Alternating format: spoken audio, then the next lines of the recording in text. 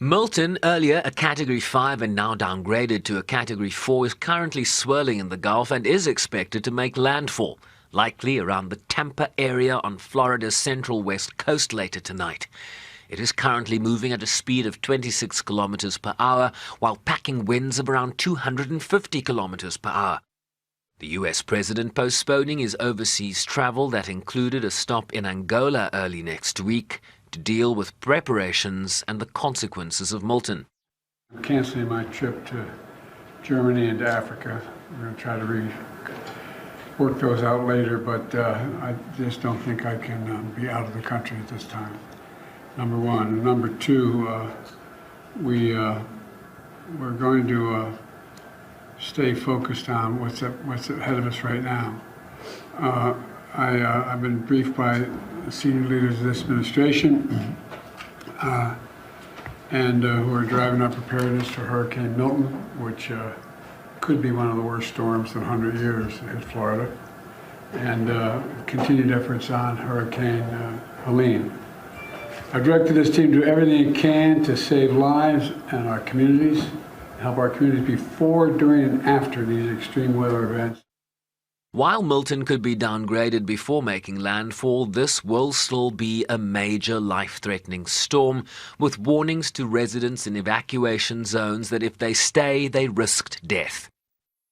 A message that has seen a massive exodus from the Gulf coastline, earlier clogging highways and straining fuel supplies on routes out of the area.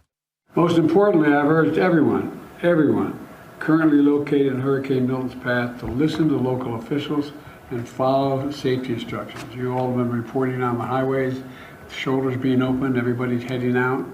And if you're under evacuation orders, you should evacuate now. You should have already evacuated. It's a matter of life and death, and that's not hyperbole. It's a matter of life and death.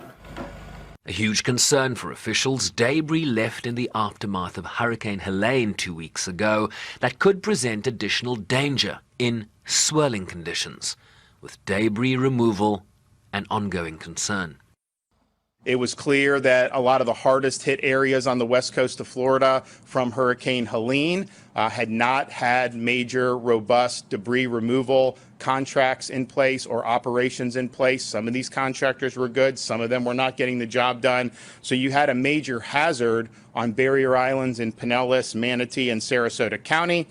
So this weekend, I authorized mandated 24/7 debris removal. We took all the Florida Department of Transportation and other agency vehicles, brought them from all across the state, and they are engaged in other missions as their normal course of business, and dedicated it to debris removal. So in a little over 48 hours, and they were working all through the night, in the wee hours of the morning in places like Manatee, Sarasota, and Pinellas. They were able to remove 55,000 cubic yards of debris. So that's over 3,000 truckloads of debris. Residents who remained in the areas hit by Helene not taking any chances with Milton. This is an older home and it doesn't have hurricane windows, and it would be very dangerous. And in the first storm, I came out here and was watching the water rise. Of course, I'm not going to do that here on this one. But with the debris, that was one of my main factors on deciding to leave, because, you know, I've ridden out all the storms. This would be the first one I'm leaving for. This one coming out of Milton, I'm a little bit nervous because I went through Katrina, and that was mainly winds that destroyed everything. And everything's projectile out here right now because everybody's house is on the front yard, and so all this is going to be pretty much missiles coming through. If it's, you know, the amount of wind that's going through with this hurricane coming in, I'm not staying for this one.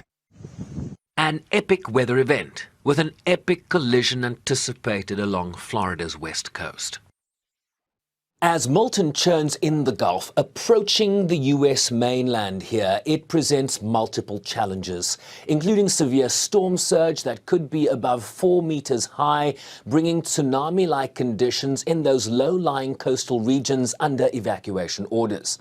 Flash flooding from heavy rains. A hurricane like this can dump large amounts of water in very short periods.